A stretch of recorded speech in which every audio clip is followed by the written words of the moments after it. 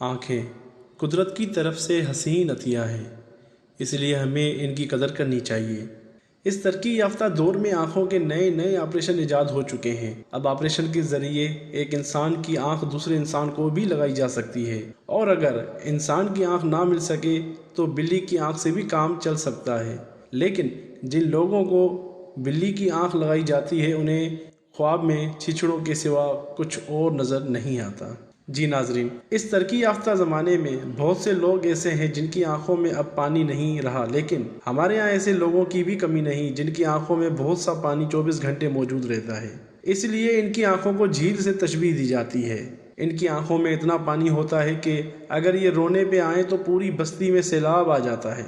ایسے لوگوں کو ہم یہی مشورہ دیں گے کہ وہ اپنی آنکھوں کو حکومت کی تحویل میں دے دیں تاکہ ان کی آنکھوں کے پانی کو ڈیم میں جمع کر کے بنجر زمینوں کو سیراب کیا جا سکے۔ اس طرح ہمارے ملک اناج کے معاملے میں مزید خود کفیل ہو سکتا ہے۔ جی ناظرین، بعض لوگ آنکھوں میں تیرنے کے بڑے شوقین ہوتے ہیں، لیکن ناتجربہ کاری کی بنا پر اکثر آنکھوں میں ڈوب جاتے ہیں۔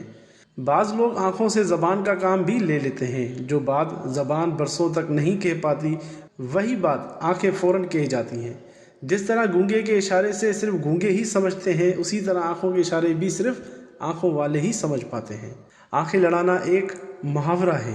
پہلی مرتبہ جب ہم نے یہ محاورہ سنا تو ہم یہی سمجھے کہ جس طرح بٹیر، مرغ اور کتے لڑائے جاتے ہیں اسی طرح آنکھیں بھی لڑائی جاتی ہیں، لیکن بعد میں پتہ چلا کہ آنکھیں وہی لوگ لڑا سکتے ہیں جو بٹیر، مرغ اور کتے نہیں لڑا سکتے۔ چونکہ ہم شروع ہی ایسے اپنے من پسند رہے، اس لیے ہمیں آج تک آنکھیں لڑانے کا تجربہ نہیں ہوا۔ البتہ کبھی کبھار اپنا دل خوش کرنے کے لیے دو دوستوں کو آپس میں ضرور لڑوا دیتے ہیں۔ شاید یہی وجہ ہے کہ لوگ ہمیں آنکھوں پر بٹھاتے ہیں اور ہمارے راستے میں آنکھیں بچھاتے ہیں۔ بعض لوگ، خاص طر حسینائیں، آنکھوں سے تیر چلانے میں بڑی ماہر ہوتی ہیں۔ بعض لوگ آنکھ بھی مارتے ہیں، لیکن آنکھ وہی شخص مار سکتا ہے جو ڈنڈی مار سکتا ہے۔ دکانداروں کو اس کام میں خاصی مہارت ہوتی ہے۔ ہمارے فلمی شاعروں نے آنکھوں پر ایسے ایسے شعر کہے ہیں جنہیں پڑھ کر آنکھیں دنگ رہ جاتی ہیں۔ کسی نے آنکھ کو کمل کہا ہے، کسی نے جام، اور کسی نے انہیں جھیل سے تشبیہ دی ہے۔ ایک صاحب نے تو کمال ہی کر دیا، ان کی رگ شاعری پھڑکی تو انہوں نے یہ شعر کہہ دیا: آنکھیں غزل ہیں آپ کی اور ہونٹ ہیں گلاب، آنکھیں غزل ہیں آپ کی اور ہونٹ ہیں گلاب، سارے جہاں میں آپ کا کوئی نہیں جواب، کوئی نہیں جواب۔ جی ناظرین، اب آپ ہی بتائیے کہ بھلا آنکھ سے غزل کا کیا تعلق؟